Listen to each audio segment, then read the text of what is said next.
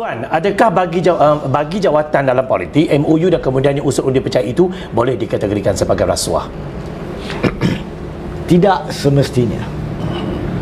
Apabila kita mempunyai keadaan di mana kita nak buat suatu jalan baru, kita nak cari jalan untuk membuat kerajaan yang tidak mempunyai majoriti, maka kita berbincang. Bila kita berbincang, maka kita akan tanya, seperti mana dalam MOU ni pun dikatakan pelantikan jemaah menteri adalah dalam lingkungan 28 orang ataupun jumlah yang dapati sesuai, dan kategori kementeriannya pula dibahagikan ikut kepada peratusan pemilikan kerusi pihak-pihak yang menyokong. So, adakah itu rasuah? Tidak. Itu adalah perbincangan macam mana awak nak untuk menyokong kami, tapi tak bolehlah melampau. Saya kata macam ni lah, kita adil dan saksama. Kita ada 30 menteri, contoh kita ada 10 menteri, awak menang 5 kerusi, dia menang 3, saya menang 2. Apa kata ambil 5 menteri daripada awak sebab menang 5 kerusi, 3 daripada sana sebab menang 3 kerusi, 2. Adakah itu rasuah? Tidak. Itulah cara untuk mencapai suatu keadaan win-win, adil dan saksama, supaya kemudian boleh teruskan dengan langkah kedua, iaitu perkara-perkara lain yang perlu untuk pembentukan kerajaan yang stabil. Bukan semua perkara yang membabitkan jawatan, bukan semua perkara yang membabitkan lantikan adalah berbentuk rasuah. Dia tertakluk kepada cara dan gaya yang dilakukan. Sebab itu semasa Muhyiddin Yassin, apa yang berlaku adalah kerajaan sudah wujud. Kerajaan yang sah sudah wujud, yang diberi mandat. Pada masa itu, isu scheme of things dengan video dan audio yang tertular menunjukkan, dia mengatakan kita tawarkan jawatan-jawatan menteri GLC kepada UMNO, mesti mereka akan sokong. Lebih kurang bahasanya itu berbentuk rasuah, sebab you bagi imbuhan untuk jatuhkan kerajaan. Ini you cuba berbincang untuk membentuk kerajaan yang belum wujud. Dua perkara yang berbeza. Kita selalu suka tengok satu isu dan menilai kalau itu rasuah, kenapa ini bukan rasuah. Tidak, itu bukan cara perundangannya. Cara perundangannya kena lihat secara syumul, bagaimana wujudnya isu tersebut. Barulah pemberian jawatan atau tawaran jawatan menjadi rasuah atau tidak. Bagaimanakah menjadi rasuah? Bukan nak jatuhkan sesiapa yang sah. Bagaimana jadi rasuah? Belum pun ada kerajaan. Yang bagi pun belum jadi kerajaan, yang nak ambil pun belum jadi kerajaan. Okey? Baik. Terima kasih. Soalan, adakah selepas ini pada pandangan Tuan Haji, Datuk Seri Zahid Hamidi dan Datin Seri Rosman Mansor dan beberapa orang lain akan digugurkan kes di Mahkamah Rayuan nanti? Dan akhir sekali, pandangan Tuan Haji terhadap Datuk Seri Najib, adakah akan dilepaskan dalam setahun dua ini? Terima kasih. Baik, sebenarnya ketiga-tiga isu yang dibangkitkan Zahid, Rosman dan Najib boleh digabungkan secara bersama. Bagi saya tidak berhasrat memberi pandangan peribadi, sebab ini bukan isu perundangan.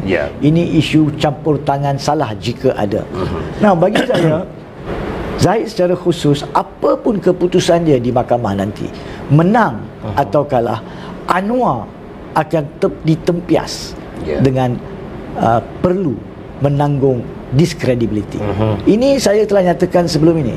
Apa yang betul saya telah sokong, apa yang salah saya perlu tegur. Apabila Anwar melantik Zahid Hamidi yang menghadapi pertuduhan jenayah, walaupun belum bersalah pada masa itu, maka jika dia kalah, yakni jika Zahid Hamidi dapati bersalah, maka Anwar nak kena jawab, bagaimana awak lantik dia sebagai timbalan Perdana Menteri untuk tempoh beberapa bulan ni, apa tindakan dia boleh kita terima tak? Boleh kita yakin apa yang dia buat tu betul atau tidak? Kalau dia kalah.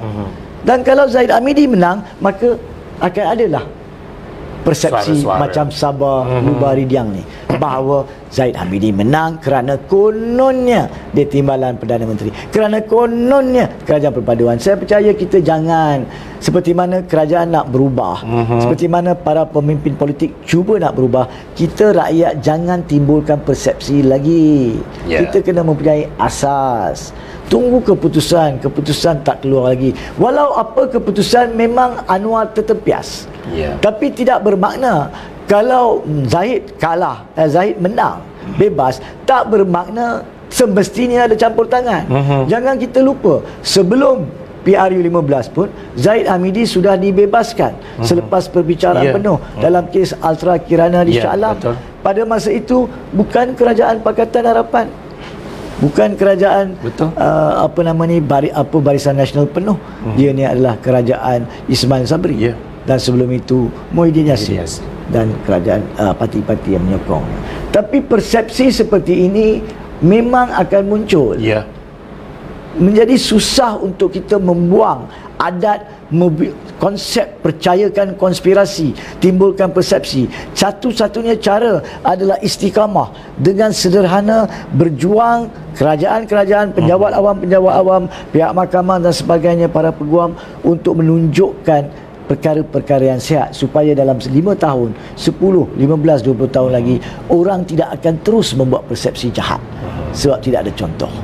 Saya harap itulah jawapan yang saya berikan, tanpa memberi jawapan peribadi tentang keputusan-keputusan kes. Not fair, not right. Okay. Nak tanya, apakah akan berlaku jika Zahid didapati salah dan MP UMNO tarik diri? Adakah kerusi mereka hilang? Baik, dua perkara di situ. Yang pertama, kalau Zahid didapati bersalah dan oleh kerana itu MP UMNO tarik diri, maka ini membuktikan kepada semua, terutamanya kepada ahli-ahli UMNO, bahawa mereka ini, Zahid dan yang lain, tidak mempunyai nilai kepimpinan politik yang ikhlas. Maka dia bukti. Maka dia akan jadi bukti bahawa mereka masuk menjadi kerajaan perpaduan untuk kepentingan mereka, bukan untuk kepentingan rakyat dan ahli UMNO. Itu yang nombor satu yang rakyat kena terima. Yang lain cerita lain.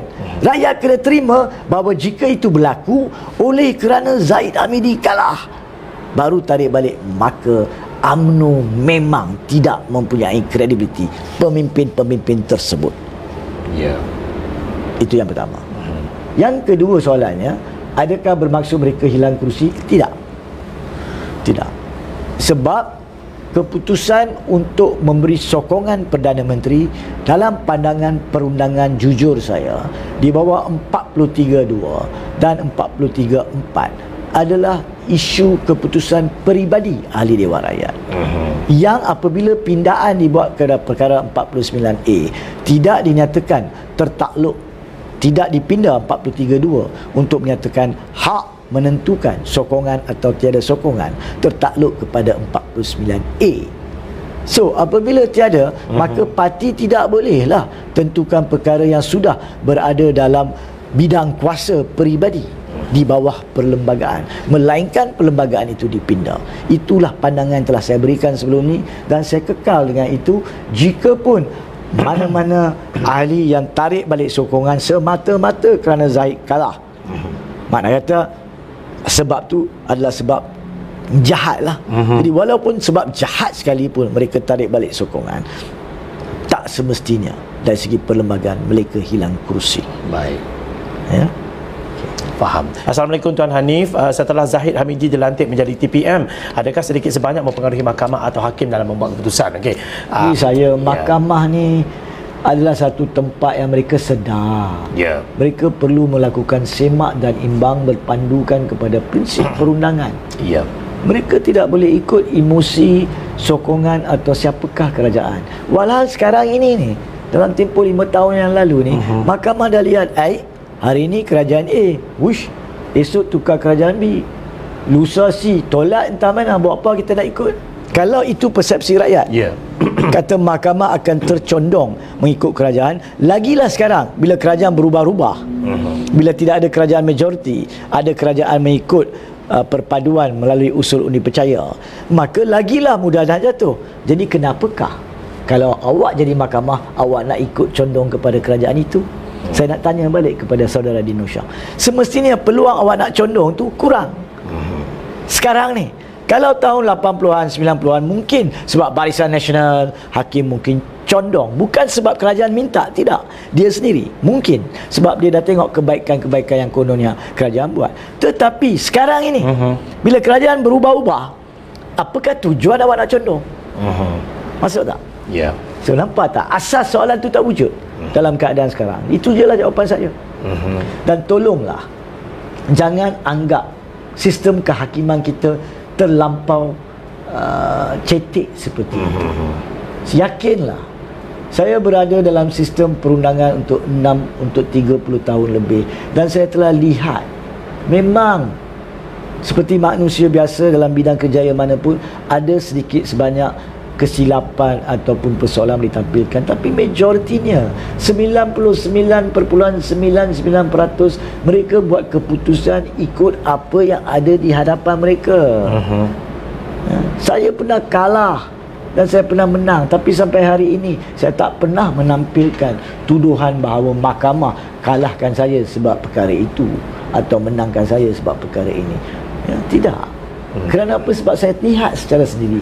Tolonglah turun sendiri ke mahkamah kalau yang mana yang berminat, yang mana yang ada masa ke lapangan. Sebab mahkamah terbuka itu memang terbuka. Pergi masuk mana-mana mahkamah, tengok macam mana mahkamah jalankan bicara, macam mana saksi beri keterangan, bagaimana sistem pemberian keterangan, macam mana hakim akan cuba menyelesaikan perkara yang berbangkit, apa tugas peguam, apa tugas pendakwa raya dalam kes lain. Tengok sendiri, baru awak akan tahu adil tak untuk fikirkan mahkamah semestinya condong kepada kerajaan. Saya tak boleh terima. Seperti membuang tahi dan najis ke rumah saya, sewenang-wenangnya tanpa asas. Ya, kalau ada, sayalah orang pertama, antara orang pertama akan bantah perkara tersebut kalau perkara itu berlaku. Tapi yakinlah, tidak semudah yang mana orang fikirkan. Sebab rakyat ni, minta maaf saya tahu soalan terakhir, rakyat ni pahaman salah kita adalah semata-mata sebab kerajaan, sebab Perdana Menteri dia boleh buat apa, sehingga kan kalau dia rogol di tengah jalan waktu siang hari pukul 1 tengah hari pun boleh. Kalau dia rompak bank negara dengan keluarkan semua mata wang daripada situ pukul 12 tengah hari pun boleh. Perdana Menteri boleh buat apa? Dia Perdana Menteri apa? Tidak. Mana-mana Perdana Menteri kerajaan, dari segi mana-mana sistem perundangan sekalipun, tidak dibenarkan buat perkara yang salah. Dan perkara itu tidak perlu ditulis. Itu adalah anggapan logika manusia. Ya tak? Jadi tolonglah, mahkamah bukan semudah.